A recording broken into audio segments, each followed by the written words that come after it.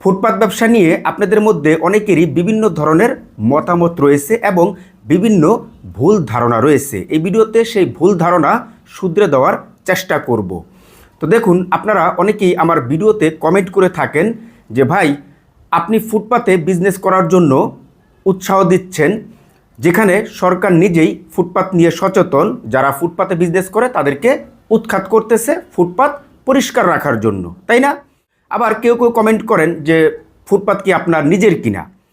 তো তাদের উদ্দেশ্যে আমি বলতে চাই যে ভাই দেখুন, ফুটপাত বলতে বা ফুটপাতে ব্যবসা বলতে এটা বোঝায় না যে আপনি রাস্তার মাঝখানে গিয়ে একটি দোকান বসিয়ে সেখানে আপনি পণ্য বিক্রি করা শুরু করে দিবেন এবং আপনার দুই পাশে গাড়ি দাঁড়িয়ে থাকবে যানজট লাগিয়ে দিয়ে। বিষয়টা এরকম নয়, তাই না?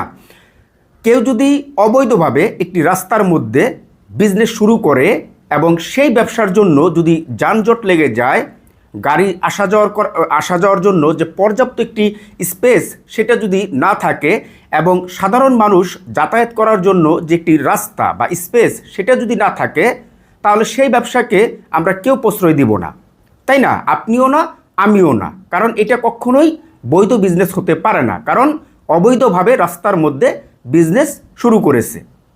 তাহলে এখন কথা হচ্ছে যে তাহলে আমি কোন ফুটপাতের কথা বলি আপনাদের সাথে, যে আপনারা ফুটপাতে বিজনেস শুরু করেন, এই প্রোডাক্টটা বিক্রি করেন, সেই প্রোডাক্টটা বিক্রি করেন।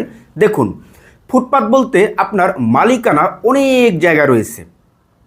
ফুটপাত বলতে মালিকানা অনেক জায়গা রয়েছে। ফর এক্সাম্পল, আপনি ধরেন একটি রাস্তা দিয়ে চলাফেরা করেন, তো সেই রাস্তাটা ধরেন 30 ফিট, তাহলে 30 ফিট রাস্তাটা কার?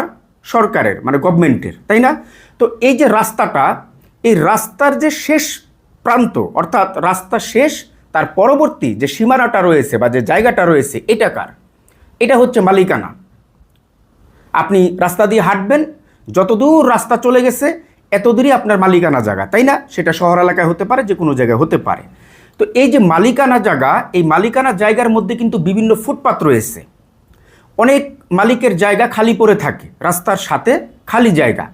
তো সে দেখা গেল যে আপনার মার্কেট করতেছে না, অথবা দোকান করতেছে না, শপিং মল করতেছে না, ইত্যাদি ইত্যাদি, যেটাই হোক না কেন। তো সে কী করতেছে? ওই খালি জায়গাটা বিভিন্ন মানুষের কাছে ভাড়া দিচ্ছে। কেউ আম বিক্রি করতেছে, কেউ ফল বিক্রি করতেছে, কেউ কাপড় বিক্রি করতেছে, ইত্যাদি ইত্যাদি।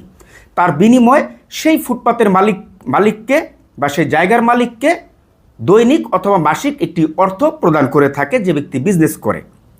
আবার ফুটপাত বলতে দেখা গেল যে আপনার একটি শপিং মলের সামনে হতে পারে, একটি মার্কেটের সামনে হতে পারে, একটি বাজারের সামনে হতে পারে, একটি দোকানের সামনে হতে পারে। যেমন আমি একটি দোকানের মালিক, আমার দোকানের সামনে ভালো একটি স্পেস রয়েছে।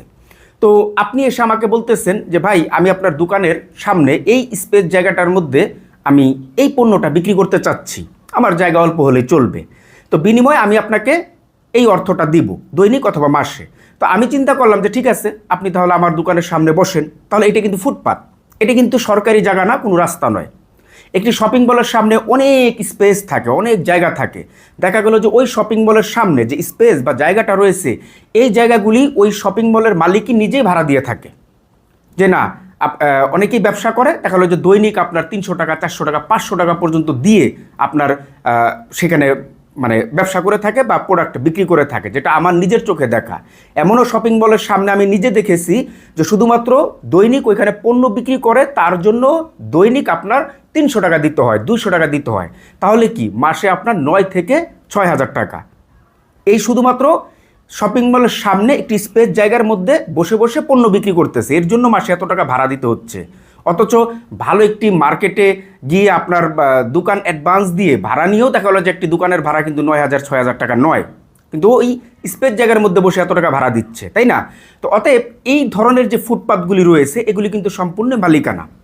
এখন আপনারা অনেকেই ভাবেন যে আমি মনে হয় বলতেছি যে আপনারা রাস্তার মাঝখানে গিয়ে দোকান নিয়ে বসে পড়েন এবং দুই সাইডে গাড়ি দাঁড়িয়ে থাকুক, যানজট লেগে যাক, এবং মানুষ যে চলাফেরা করে রাস্তার পাশ দিয়ে, মানুষের চলাচলের জন্যও তো একটি রাস্তা রয়েছে, সেখানেও আপনারা ব্যবসা শুরু করে দেন, মানুষ যাতে আসা যাওয়া না করতে পারে। এটাই অনেকেরই একটি ধারণা ছিল আমার সম্পর্কে। কিন্তু আমি কখনোই রাস্তার মধ্যে ব্যবসা করতে বলতেছি না, যানজট লাগিয়ে এবং সাধারণ মানুষের যে চলাচলের রাস্তা সেটাও বন্ধ করে আমি বিজনেস করার কথা বলি না। আমি কোন ফুটপাতে বিজনেস করার জন্য সবাইকে উৎসাহ দেই সেটা আশা করি এতক্ষণ ধরে উত্তর পেয়ে গেছেন।